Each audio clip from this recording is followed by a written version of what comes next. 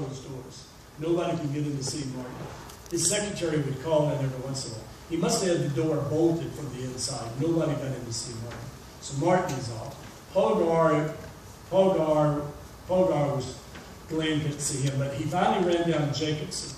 And he said, Mr. Jacobson, we've got 120 of our key indigenous personnel collected, and we're going to try and get those people out. He said, you're crazy. There's a no evac edict out by the ambassador. You can't do that.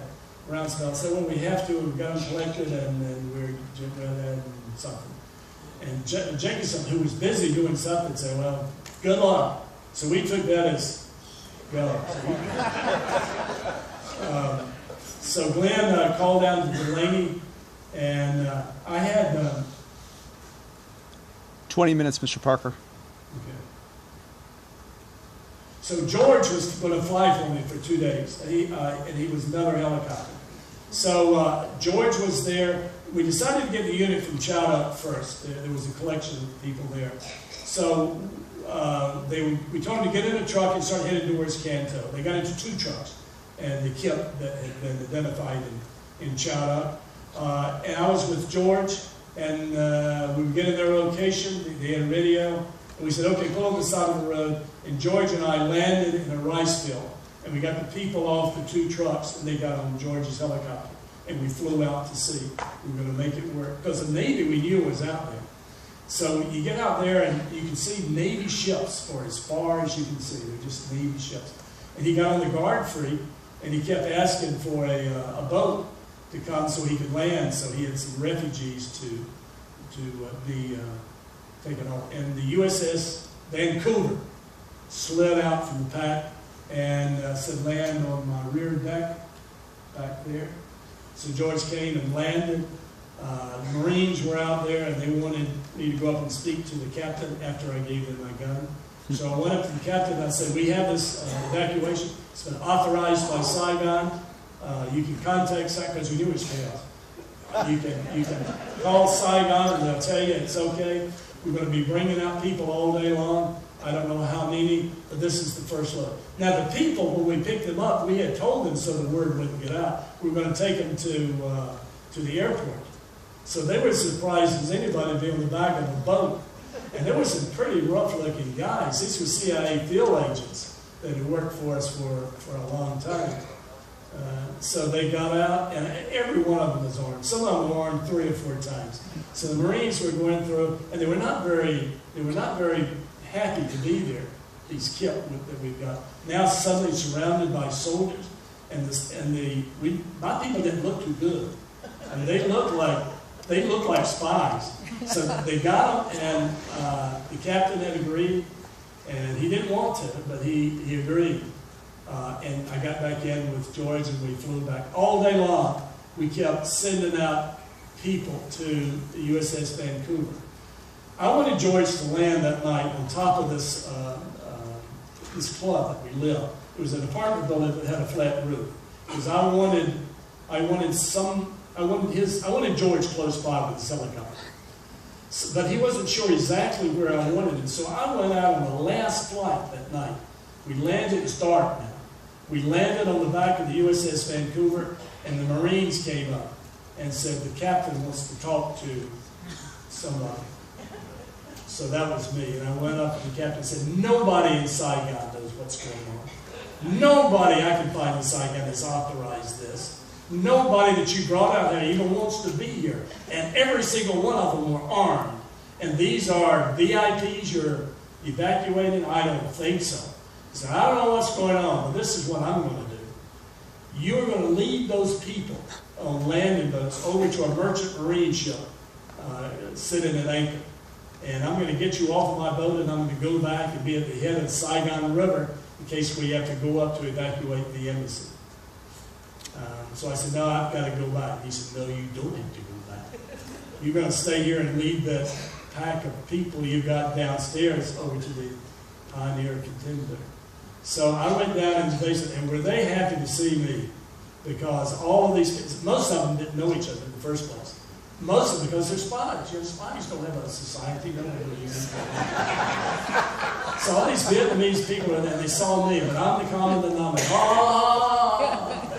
But then they loaded us on landing boats, and they carried us over to on landing boats like this. I think we even had to put on, because we were now military, we had to put on these life boats, over to the Pioneer Contender. That boat, they threw some nets over the side. That's Captain Fink. He was the master. He also didn't want us. He had just been told to lay in an anchor there. And he wanted to know what the story was. And he wanted to know on whose authority was I coming on board. Hell, I don't know anymore. But I got 117 people that are looking for some place to hunker down. But as it turned out, Captain Frank was a great guy. The next day, but also this, the Vancouver captain said, I'm going to send you over there. If there's no alert, I'll come back tomorrow and pick you up. Woke up the next morning in Vancouver, there's no Navy. It's just a Vancouver sitting at anchor out there in all that Pacific Ocean. It's a whole place. But one of the guys had an AM radio, and he listened to the news, and this is 29 May. This is the day that Hai had predicted that the North Vietnamese would take over Saigon, and the embassy was being evacuated because the North Vietnamese were coming in the north gates of Saigon. He was right to the day. And where was I on that boat? And so I looked out, and I hope Delaney and the rest of the guys got up. I never had a final word with George, but I think the last word he had with the contingent, they were still arguing, was that they were going to go down the river on those landing boats. It's just crazy. You know, after the war is over, I mean, outlaws, anybody could take them for ransom and shoot them, or they'd fly out by Air America. But Jim Delaney, by standing up for what he knew to be right, we had gotten 17 of our key people out who would not be killed. And it wasn't just 17 spies. They came with their families, some of them. So it was probably 35 people who had worked hard and faithful for the CIA. The rest of them were family and friends. So, but I standing on that, on the Pioneer Contender, I thought about that woman, and I let her down, the two kids. And she must have looked, waited, had the kids sitting by when she heard the embassy was going to be evacuated, and I never came by. I don't know what happened to that woman and her two kids, but the North Vietnamese did not kill the half Vietnamese, half American children. So I suspect she made it to the States. I suspect sometimes I'm going to run into her and those two kids. But anyway, that night, here comes the contingent in his two landing boats. Hai got down, it was pure dumb luck. You know, God looks after the drunks and fools. And here the contingent comes with his two landing boats. So I'm talking to, the captain is, Captain Fink, is talking to tugboat control up in Vung Tau. And that's the last place, because he's not nearly full. That's a big boat. We just have a few, 117 people can fit up there.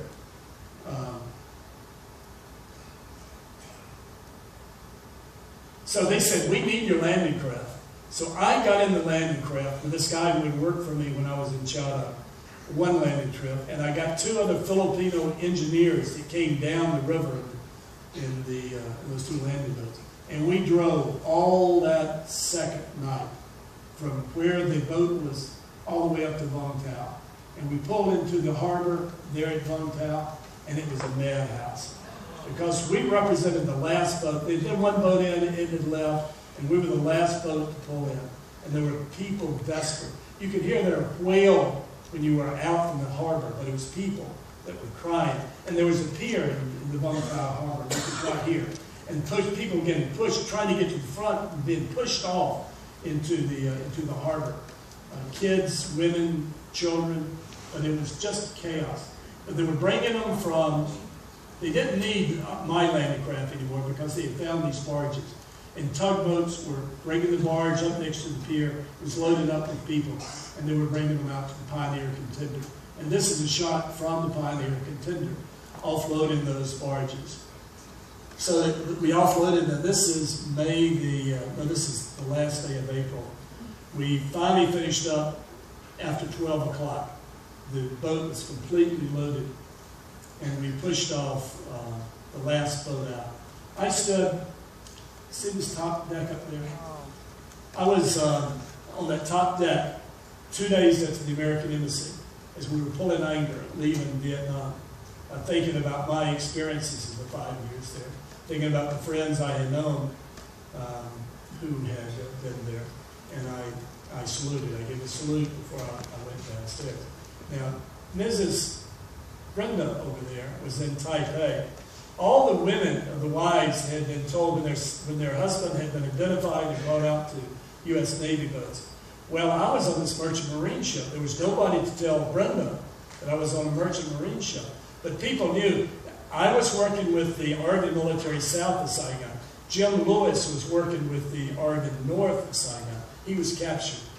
So of the guy that had my job above Saigon, they knew he was captured. And there was no report of him. Not for 2 days, not for 3 days, not for 4 days. And the women had a 24/7 watch. But Brenda somehow didn't worry. She knew I'd get out. And finally we got to the Philippines, and the embassy sent out a telegram. But by then she said that these people were basket kids that were looking after her, crying. Is my time up? Not yet, sir. You got another 10 minutes. And she finally sent them all home, so she could get some sleep and some rest. And I came back to, and I came back to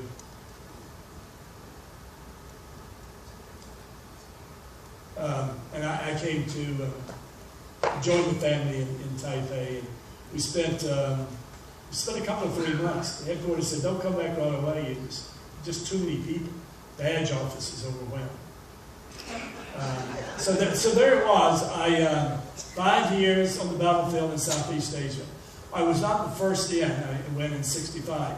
And I was arguably not the last out. Jim Lewis didn't leave until sometimes later. And then Tucker Gugerman, he was killed. He was an ex-agency guy that stayed behind. And my ideas about the war is, boy, you just have to love the grunts that fought the war.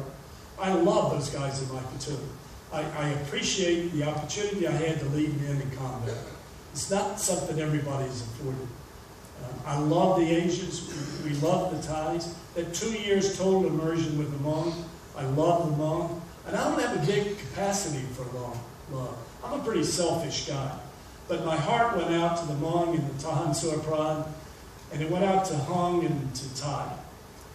Hung called his wife, the day the American Embassy was being evacuated, Hung called his wife into his office and told her that he had been developing a plan to go into the jungle there, the Delta, and fight the North Vietnamese that had been exposed to the North Vietnamese.